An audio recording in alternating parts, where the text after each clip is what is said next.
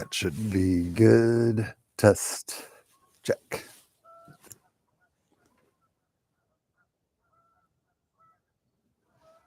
I can hear them, but I can't see them.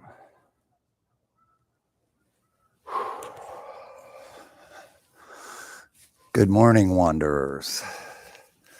I am Oz, and we are live outside, lakeside, on Wanderer Radio. Thank you for joining me this morning, wanderers.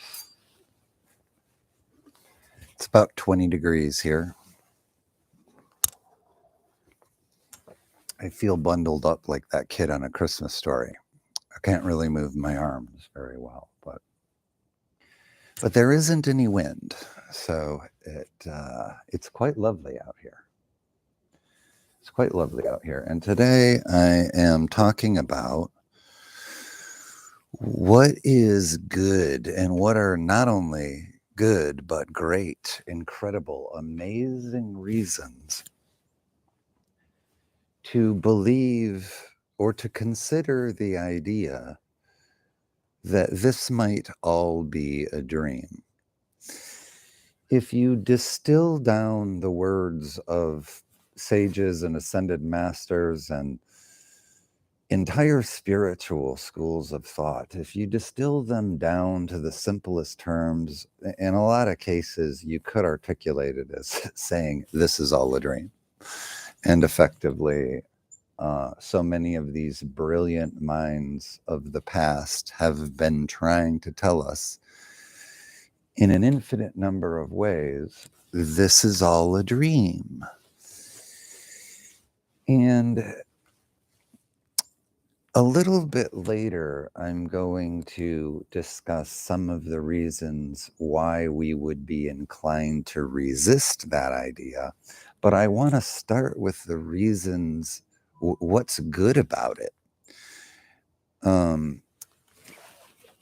What's good about it? Because I'm going to turn off my ringer.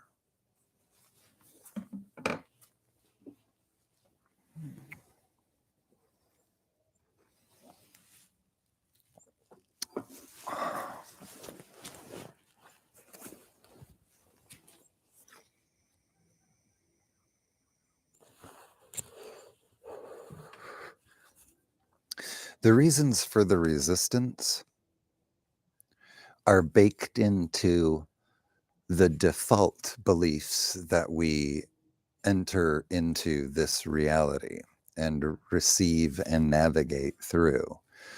So in chronological terms, it would make sense to start with the default beliefs and the resistance to it. But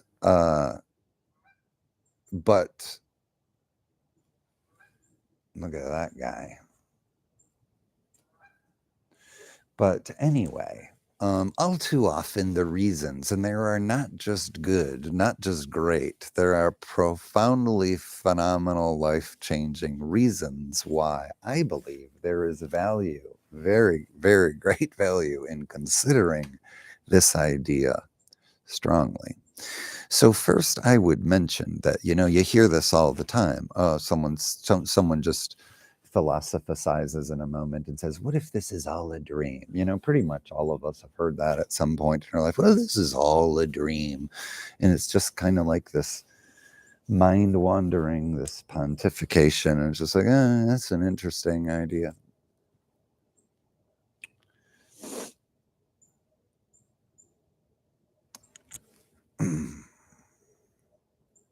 Perhaps we don't take it too seriously. Doesn't seem like something that makes sense to carve out some time during our day to sit somewhere and think about and consider the idea, is this all a dream? The fact is, the physical reality is the default belief system, but every branch of material science crashes head-on into mystery, and none of them have answers as to who we are, why we're here, what we're doing.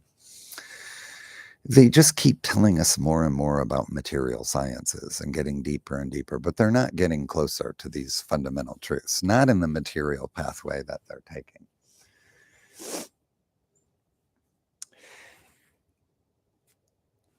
In fact, when it comes to our universe, 96% of the universe is not explained or understood when it comes to dark matter and dark energy. So that's big, that's a lot. 96% is not, that's a lot. So anyway, material sciences, they're cute.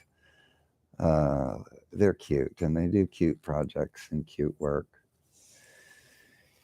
But, we do serious business here on Wanderer Radio. My point in even wandering into the 3D world of material sciences is just to say the material science viewpoint that this is a physical reality and you're not dreaming, that is unprovable and unfalsifiable.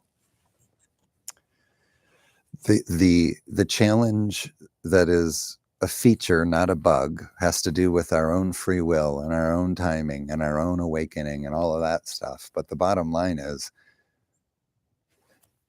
8 zillion incredibly brilliant ascended masters and sages and icons over the years have also run into the issue that the idea that we are living in a dream is also unprovable and unfalsifiable.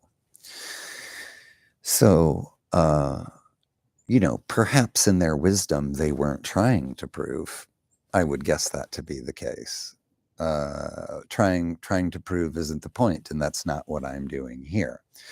What I'm suggesting is that if there are two unprovable and unfalsifiable models of your experience, it's actually down to your free will and discernment to choose. The default of this reality has chosen for you that this is a physical reality and not a dream. And so we're born into that. But we don't have to stay there.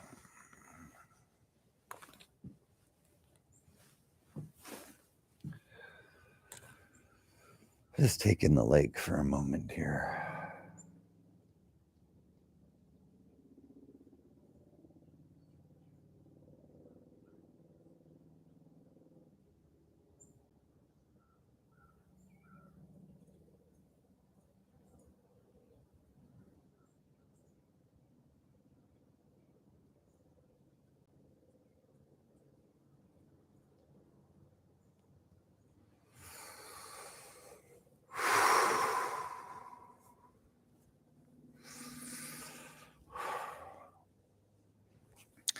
I'm going to share with you a kind of darkly funny story about a dream that I had in high school. I was working at a grocery store and I was working in the produce department. And as such, there was a back room at the back of the grocery store where the customers didn't go, but that was our produce area back there with our freezer and whatnot. And there was this giant, gnarly garbage disposal grinder back there. It was like a giant garbage disposal grinder mouth with this big, huge hole and countertop edge. And anyway, we would turn that thing on and get to chopping the broccoli and whatnot, and it would just grind all that stuff up. It was like, it was a beast. You look down into that thing, just like, ew. Well, in order for all of the employees to get to the break room when they were on their break, they had to go through this produce back room. So I saw and got to know many of the employees from other departments in the store. And anyway, there was this kid who started working there, and he was like a super scrawny, uber nerd kid.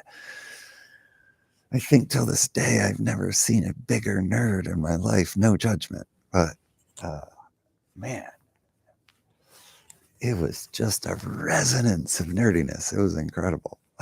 But anyway, what was crazy was this one day, I'm back there doing some work, and this kid comes through the door and he's walking to the break room. And for reasons I can't explain, I don't know, I pushed him.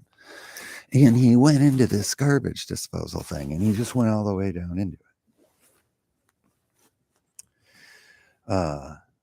And then I woke up in like a cold sweat.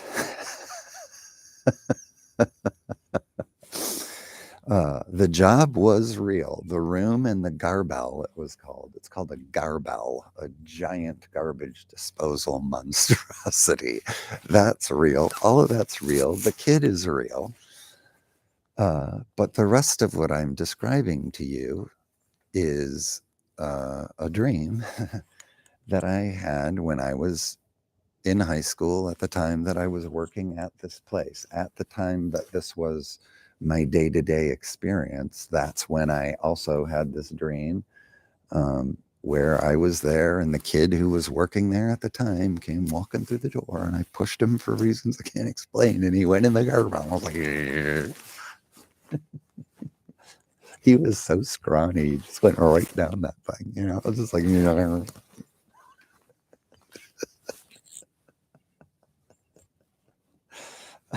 And why is it funny? Because it was all a dream.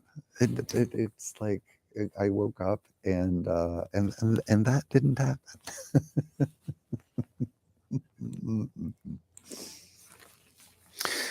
Okay, and in the moment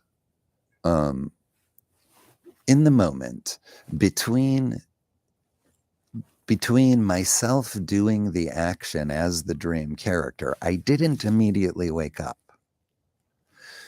So I had time to have a moment of, you know, the reality of all this washing over me and saying like, you know, why did I do that?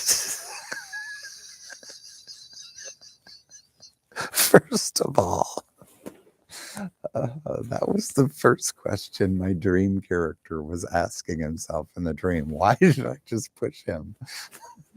Now he's dead. And I'm a murderer. So these are all the thoughts that's going through my dream character's little scared mind. Oh my God, I'm a murderer. And so then I wake up. And so at the moment that I woke up, my heart was like beating out of my chest. And so I come to realize that was a dream. There actually weren't those stakes, and I'm not a criminal in the physical world and facing a life in prison. None of that is happening. So it was quite a reversal from where I was just a few moments before that.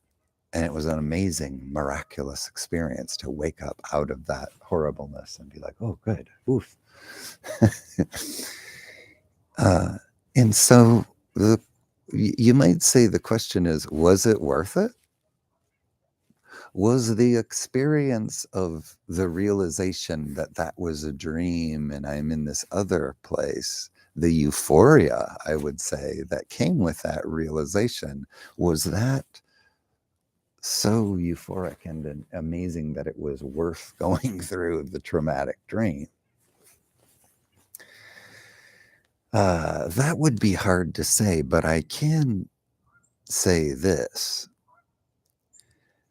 For quite a while after that dream, I was really on my best behavior. I mean, I didn't borrow a pencil from somebody without making sure to return it.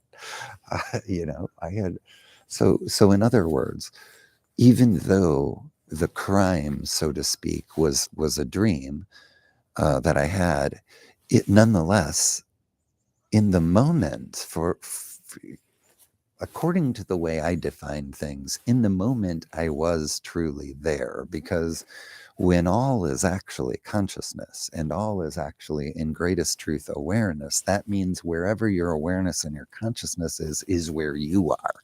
So it's not that I sort of was there, or I was kind of there, or it was a dreamy, dreamlike there. No, in the moment that it happened, I was there. And so, and so the visceral experience can become a traumatic experience, so to speak, though a very gentle one in truth, but nonetheless kind of a traumatic experience, and therefore the catalyst is still real. I was very well behaved because I was so thankful that I was not, a fugitive on the run.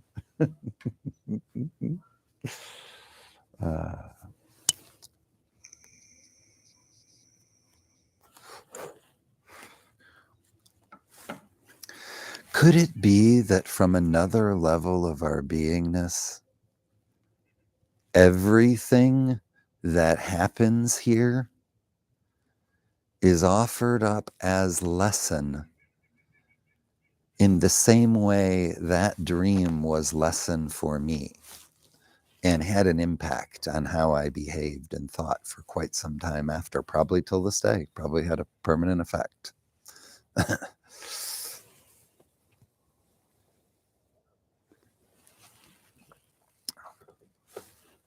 So the all is forgiven feeling of that moment of waking up, and for friends out there, wanderers listening to this, probably, there's I think I've only had a dream like that once in my life, so I think there's a probable chance that people have never had a dream like that. But certainly you've had a dream at least where you did something and you regretted it or wished you hadn't done it, but you couldn't turn it back, and then woke up. So there's this feeling, there's this all is forgiven feeling. It's a very strong forgiveness feeling. It, it's a feeling of you yourself being forgiven in a sense. And it's a very euphoric and it's a very wonderful feeling. Well, if you can imagine a feeling of forgiveness on that level applied to the entirety of this life, entirety of this 3D world, entirety of your human experience, encapsulated into a euphoria of contextualizing it as learning in the dreamed experience. This is the euphoria each and every one of us will know when we find ourselves in the afterlife. But it isn't something we have to wait until then to know. We can know it here. We can understand it here. Of course, I can't prove that. This is, of course, where faith comes in, but in a different phrasing than faith, the way I like to put it is, if you're staying with me here and considering perhaps stronger and in different ways two competing unprovable and unfalsifiable truths, it could be called faith, but it could also be thought of as discernment, where you use your discernment and you choose the reality to walk around it. I think a lot of us might not be aware that this is even possible, that this is something that we're capable of doing. But this is exactly the building of reality. This is exactly what I understand it to mean when people say you build your own reality, you create your own reality. Absolutely true. We have infinite manifestation power. We are just learning how to use it, and we don't understand it yet. And it's very powerful. So the lessons of using it can be quite intense and quite visceral. And That's what this is. But I want to focus specifically on the idea of forgiveness because I want to wander for a moment into the teachings articulated in A Course in Miracles. And in the articulation of A Course in Miracles, in the articulation of the teacher, we are being told this is a dream. He says that over and over again in countless ways. In fact, very early on in the first lesson in A Course in Miracles, the teacher says, if you understand this lesson and understand it well, you don't even need the whole rest of this book, which is like 1,000 pages. Took poor Helen Schuckman 10 years to channel that thing. And spoiler alert, the whole thing is given up in the first lesson in the book. But that's that's how that teacher works. And the teacher says, if you learn this lesson, you don't even need the rest of what I have to say. And what is the lesson? This is all a dream. You're dreaming this right now. Now, I'm gonna, in a little bit, I'm gonna talk a little bit about the idea of where you are or what you are, who you are, where you're dreaming this from. But for now, let's just take it that there is a somewhere that this is being dreamt from, and that's the only point that maybe matters from this standpoint for now.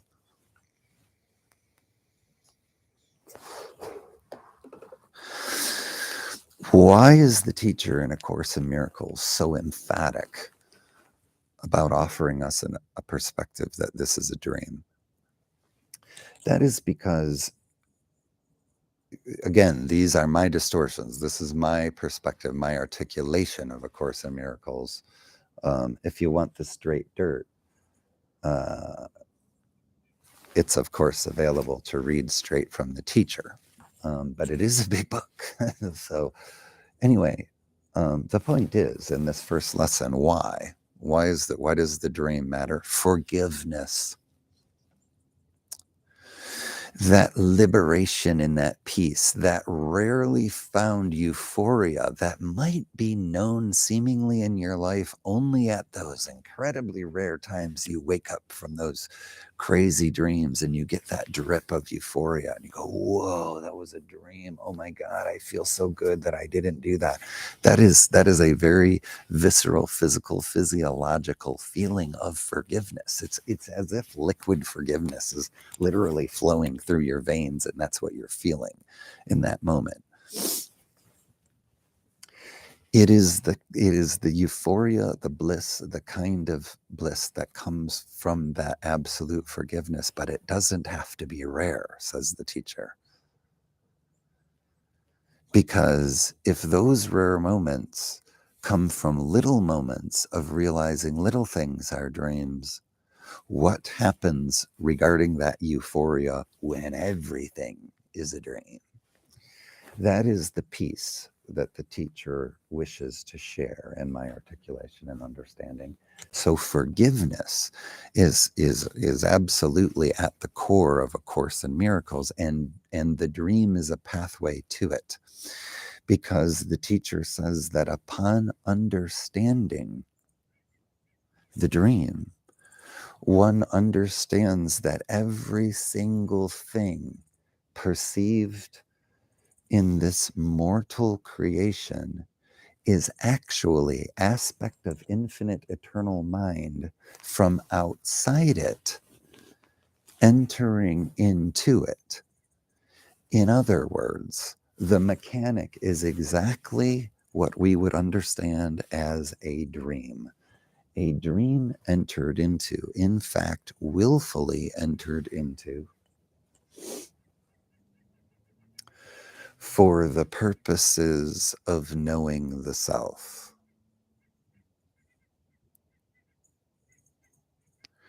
So I don't have to actually engage in some kind of really serious crime in this level of reality in order to know myself.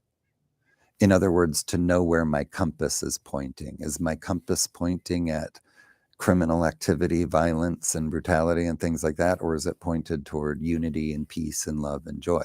Well, I know I can already have a measure of a physiological measure of which direction my compass is pointing because I learned it in a dream. In a dream, I did engage in a really, really negative act. And if my compass were oriented negatively because I were polarizing negatively, that dream would have been awesome to me. But because I'm polarized positively, the dream rendered as an extremely negative experience of what was this? What did I do? Why did I do this? This isn't me. This isn't me. Why did this happen? This isn't me.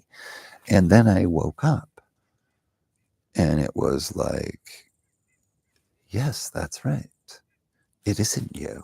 It wasn't you. That didn't happen in a physically recorded way that affected anything. And once we understand the fleeting nature of mortality and the fleeting nature of limitation, because we are returned once again to our eternal and infinite understanding of our truth, all that was finite and all that was mortal is recontextualized as co-created dream. And every single life and experience within it is recontextualized as the dreamed experience of your co-creators, but nonetheless dreams because they are also eternal and infinite, just like you. So when all are infinite and all are eternal, the physical reality and its record of events and what you did and who you harmed. And I'm doing these finger quotes. What is this? Am I a boomer? Is this a boomer thing to do?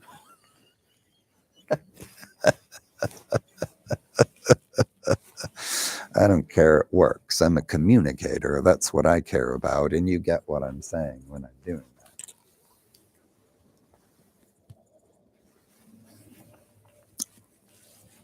The entire record is wiped absolutely clean upon your cessation, shall we say, from this incarnation, your cessation from this physical vehicle, your reintegration of awareness into that truth of who you are, which is more true than here, and a greater contextual understanding of what this dream has meant to you in the broader context of all of those other dreams you've had, and then find yourself remembering once you're there.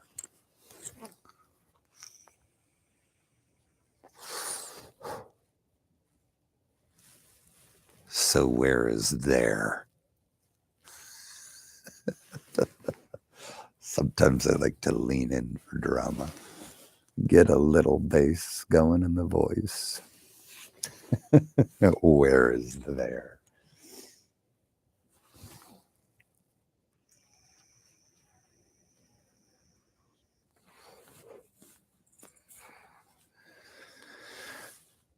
There are infinite theirs.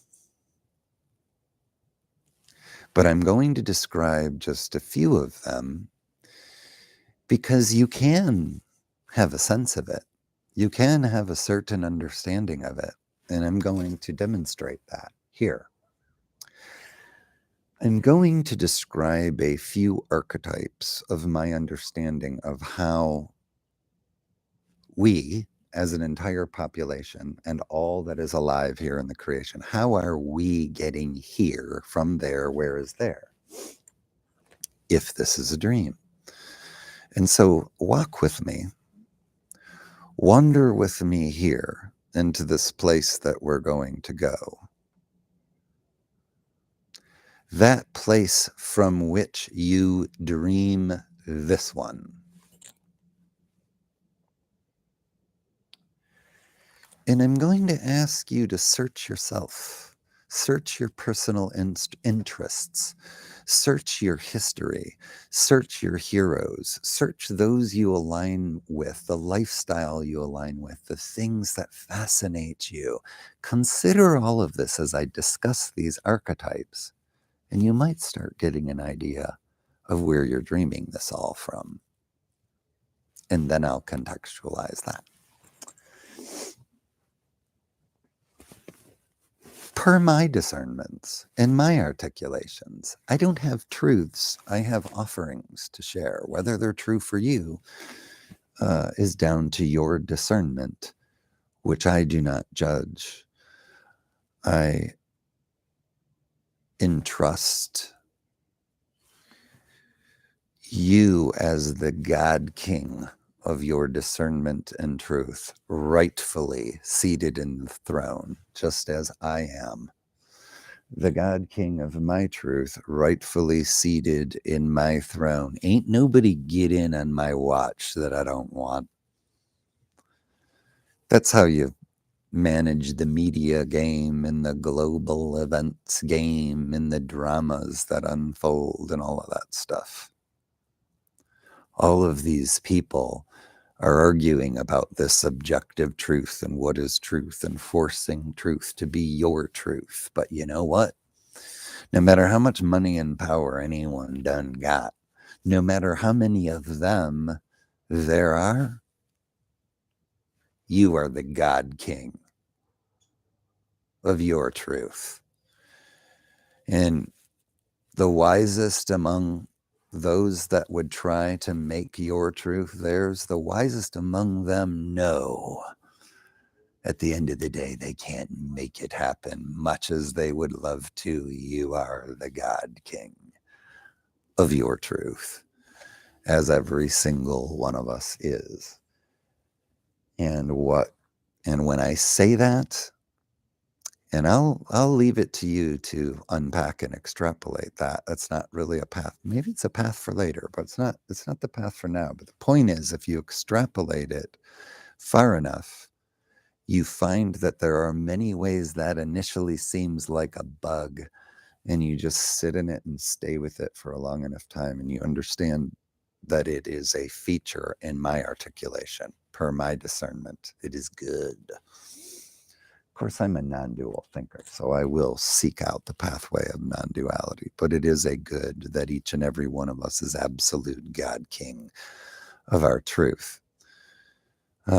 We run into problems when we want to make somebody else's truth like ours, when we're in a hurry, when we're pushing or pressing or frustrated with the speed at which our truth is becoming theirs.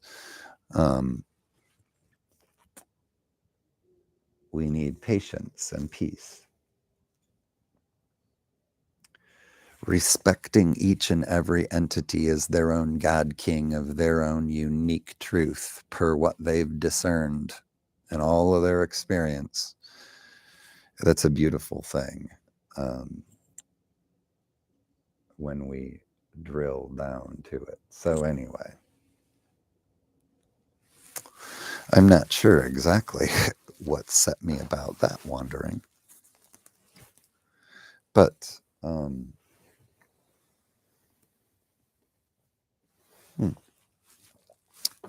but I wander back and wander radio, live, outside, lakeside. And I wander back to this idea of where I left off, and I was talking about where you are dreaming this dream from.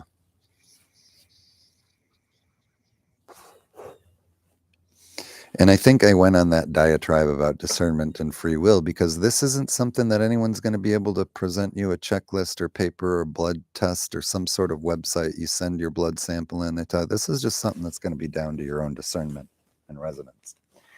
So anyway, think about these societies and think about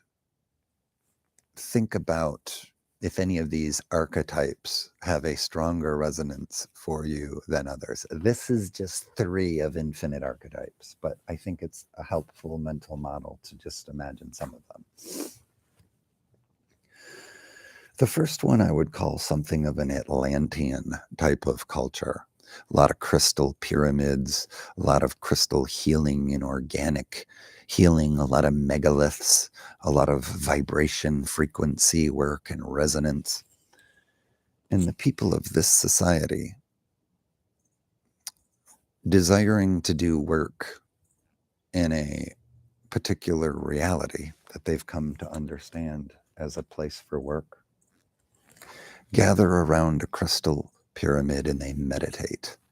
And in a deep, deep, deep meditation, they will incarnate here. And they'll remain in that meditation, or perhaps doing work when the incarnation is sleeping here. But contractually, this meditation and entering of the dream, so to speak, contractually, in a sense, is going to be honored throughout the lifespan of the incarnation. There is a different society that is highly technological, and they have these things that are kind of like hypersleep chambers, and you enter into it and you're technologically got this thing, and there's these technological like frequencies vibrating, like what do they call it with the astral projection? I can't remember, but anyway, binaural beats kind of going on like that. So you got this kind of stuff going on, and all this real kind of technology stuff resonates the mind into a state.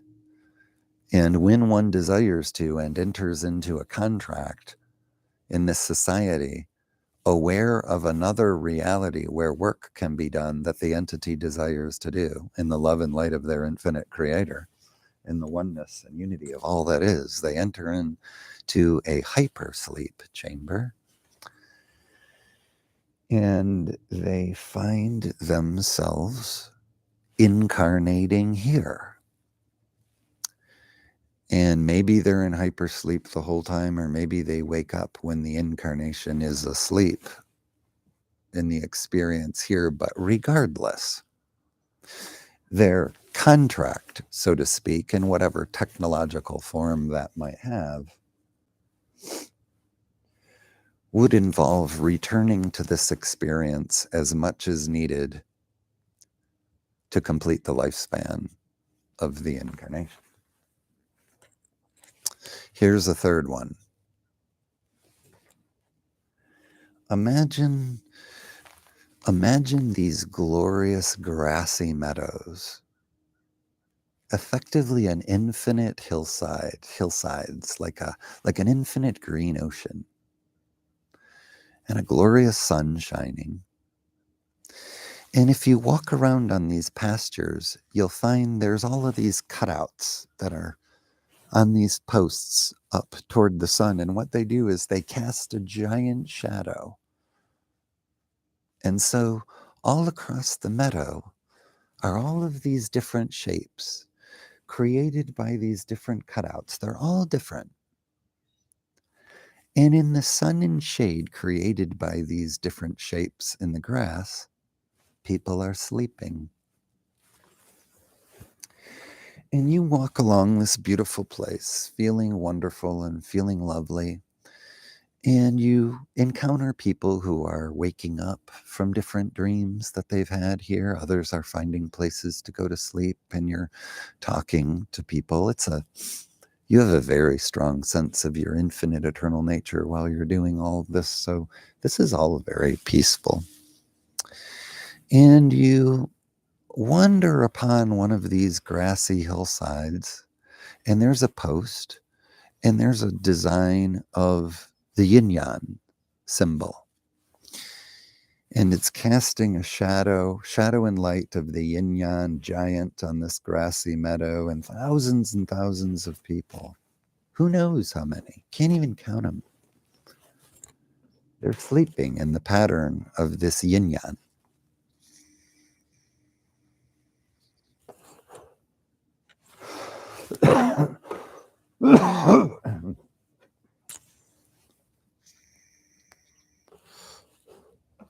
And somebody says to you, or you say to somebody as you're walking through looking at these patterns, you say to someone, what's that one? And because they're just waking up from it, and they say it's a dream of duality. It's a dream where there's like this concept of good and evil, and or good and bad, and everything's contrasted there, and you look at everything and it's nebulous and weird, but you try to sort out the non-duality from the duality. It's kind of wild. It's a wild one. I ain't gonna lie.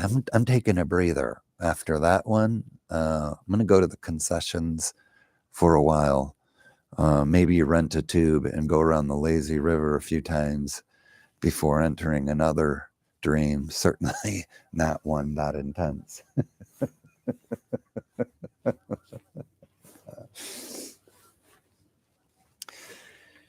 So there you have it, 3 broad archetypes of different societies and different situations from which we could imagine entry into this dream.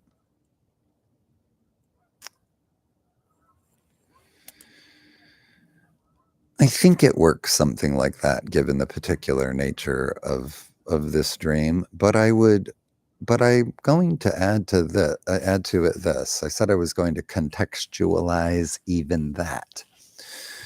Well, when I say contextualize even that, what I mean is even that is a dream.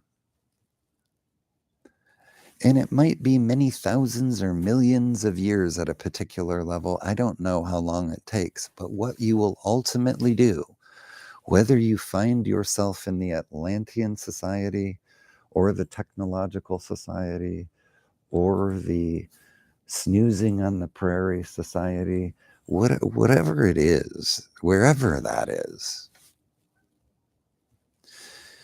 if you're on the path of positive polarity, it will be a dream in which you will have significantly greater awareness of your eternal and infinite truth and your beingness as the infinite creator, as God. That will be much stronger if you're on the positive pathway. You're heading in that direction. Whatever it is, wherever that manifestation is, it's going to be a positive place of contextualizing your greater incarnational experiences, multiple, all of them. And there will be a place of peace, love, and harmony. But nonetheless, if it is in fact a world of form of an Atlantean or technological or prayerful kind of society, regardless, it is not the infinite, it is not the all.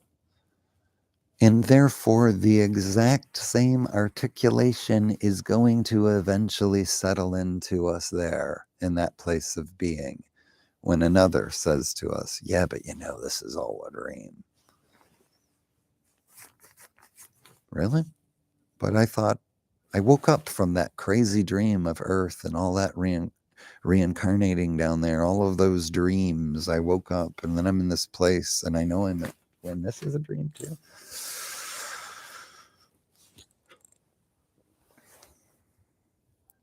This concept is also expressed in esoteric texts as logos, and I'm going to do broadcasts live lakeside on Wanderer Radio about logos. There's a lot of interest and it's an interesting topic, and there's a lot of I'm not saying I have the clarity, but there's a lot of clarity and a lot of distortion out there regarding logos. I'll share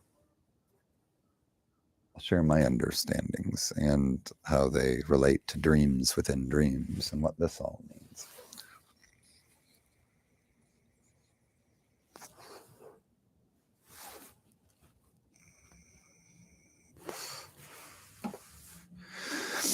But the broadest point of value is just understanding, or just and it would be an act of faith, or it would be an act of discernment on your part to decide that one of those ideas resonates with you, or some idea that is unique to you in your own personal resonance and intuition that says, I think I would be from a society like this.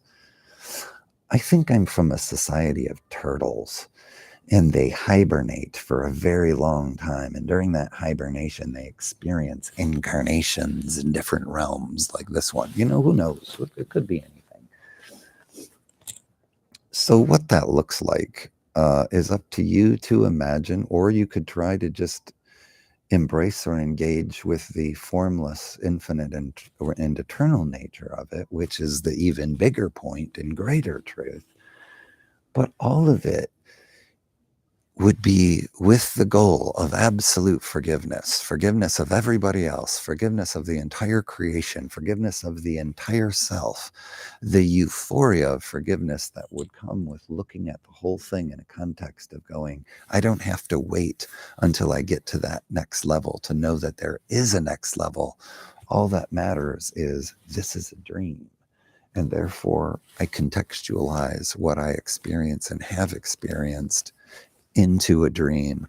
I am now a lucid dreamer within this experience, and having chosen the pathway of positive polarity, or the pathway, if you choose the pathway of negative polarity, then you're going to follow the teachings and the methodologies and whatever is going to polarize you in that direction.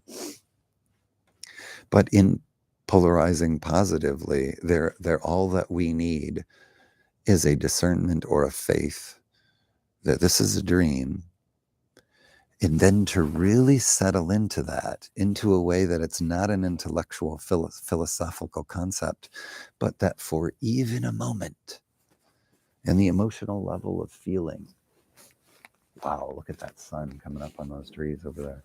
At the level of the heart, we break through, we crack open the green ray energy chakra, so to speak, or the heart chakra or energy center in Eastern terms. We break that open with the forgiveness that floods through.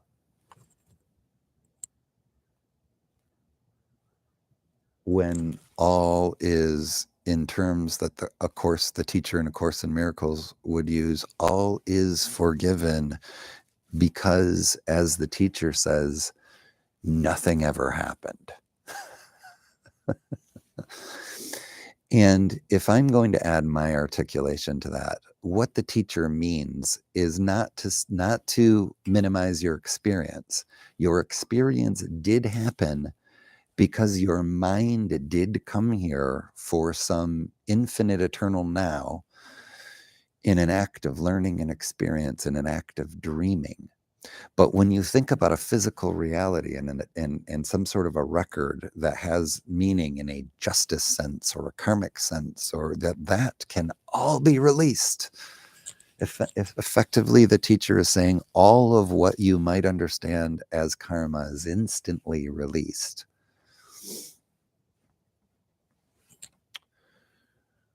By the awareness that this is a dream, regardless of where we're dreaming from. What we've done is shared lessons.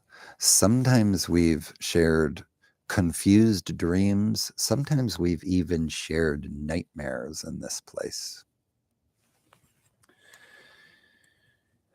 But we share to learn together and support each other and grow. And so we tolerate the weirdness of all of the dreams brought into this, and all of the infinitely powerful manifestors bringing weird, confused, sometimes bad dreams, sometimes nightmares into our experience. We tolerate that because we're leaving no one behind. We're bringing all of our brothers and sisters with us to heal together. This very long and elaborate process of experiencing a vacillation between dreams and nightmares is to ultimately make all the participating souls more nightmare free, so to speak. The only nightmares we have here are those we bring with us. What's in the cave, Yoda? Only what you bring with you. So what's in the dream? What nightmares are in the dream? Only what you bring with you. And we don't always know where our nightmares come from. What are these traumas and past experiences? These can be past incarnations.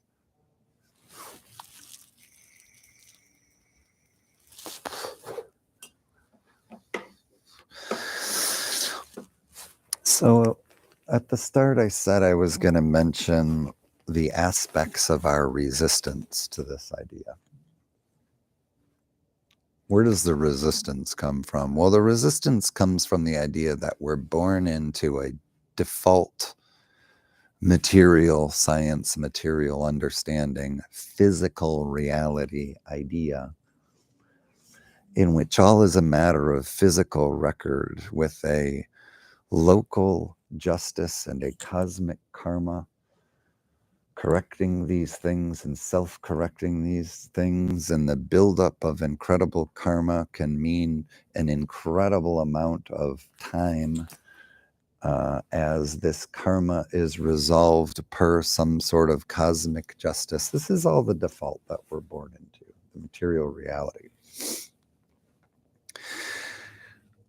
But it also is designed to develop a very strong bond with the idea of self as body.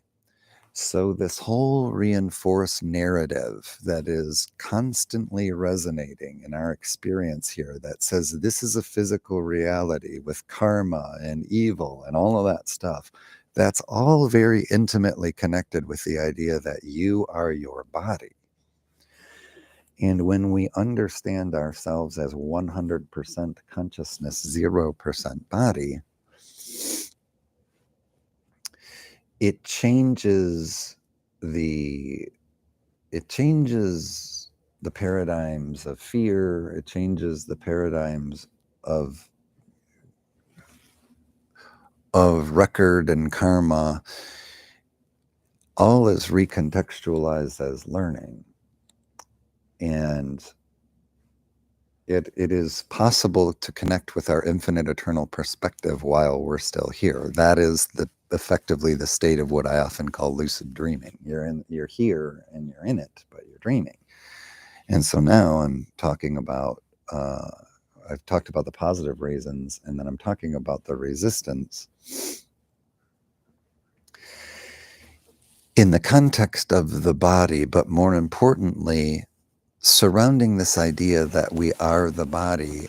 We build, as we all know, we build an ego, and we build a new mind. It is effectively an AI, and I'll do a whole broadcast about this because this is a great topic. But the egoic mind, the ego mind, is effectively an AI that we create when we enter this world in order to navigate it and interact with it.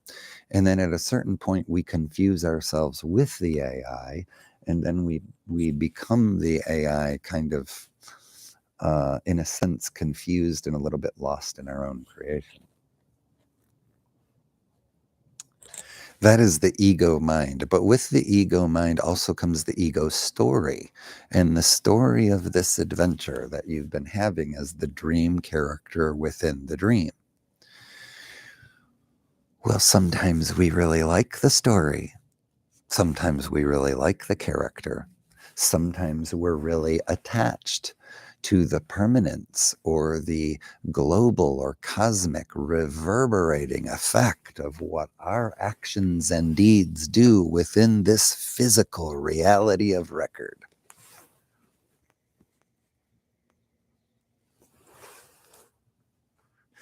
In other words, we are very attached to our story. And to contextualize the truth of who we are as dreamer would mean we have to contextualize the story of who we thought we were as dream.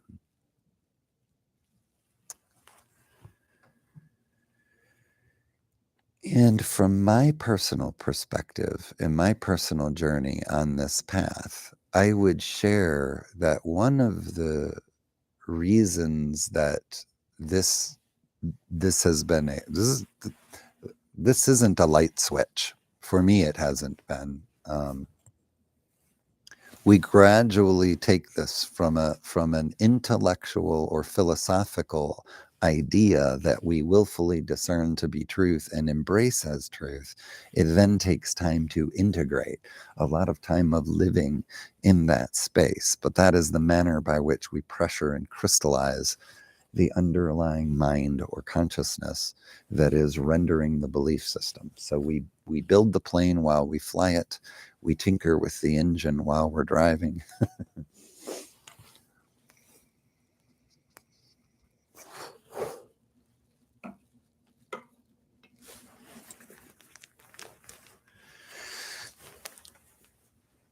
Part of the physical reality and the story of us as body and beings that includes also baked into it facets like, oh, dreams are, I don't know, dreams are just the random firings of your neurons. It's something that happens while you're sleeping, while the body is gaining its rest, the brain is resting and the neurons are resting and they're firing and they're creating these images. And all of this is very minimizing to the dream experience. It very much minimizes the whole action of sleep and dreaming, and it makes the important thing your waking existence and what you do with your waking existence in this reality. And then it's the trivial frivolity of dreaming. And evidence of this would be how much science is really spent on dreaming. How much of dreaming do we really understand? It's kind of a peripheral science, really. There's not much to it. But in my resonance and discernment, if we really knew where we wanted to put our energy and resources, the exploration of the dreamscape would be very high on our priority. But that, of course, is part of the consciousness and spiritual journey, and that's not what the purveyors of the material physical reality do. That's not what they sell. That's not what they package. That's not what they offer. And we're here to discern that. So our idea of dreamer becomes biased toward the sleeper, the lazy, the person who's not the participant in the experience. And we see the dream as trivial, random firings, something that simply services the rest. And the rest is needed to service the real work of the waking reality that we experience here every year. That's all bias. And that biases us against the concept of dream and the concept of dreamer. But as we dissolve that bias, for example, as the physical reality dissolves, it's only because we are realizing that as we come to realize that this is all a dream, maybe it seems scary and weird at first, but over time, when it settles in and resonates with us on a deeper level, that actually all there is, all there are dreams. The only experiences that we have are dreams. All experience manifest is only made possible by way of dreaming. So the dreaming act is beautiful. And the dream is beautiful. And dreams are beautiful. And dreams are all that we are when we are in any way exploring individuation from the creator to know self. And it's a manner of knowing self. So it's beautiful and lovely and gorgeous and glorious. And we as dreamers are beautiful dreamscape wanderers and travelers through an infinite variety of worlds and experiences. And we've been doing this for all time, and we will do it for all time. So there is much beauty, power, wonder, and greatness, gloriousness in understanding the self as dream. And the dreams that we live for the true beauty and power that they are. They're not trivial. They're reality. The only reality that we experience. Well, I guess we experience the formless, eternal, infinite reality as well, what we might call outside the dream. But I believe there are many, many, many, in fact, infinite layers of what we call form and individuation, enough to provide us all with an eternity of exploration. The exploration of knowing thyself as creator, loving thyself as infinite, eternal creator, knowing self as God, and all other selves and all other things as God. I am Oz, and in the love and light of the infinite creator, I thank you, wanderers, for joining me today live outside Lakeside. Until next time, this has been Wanderer Radio.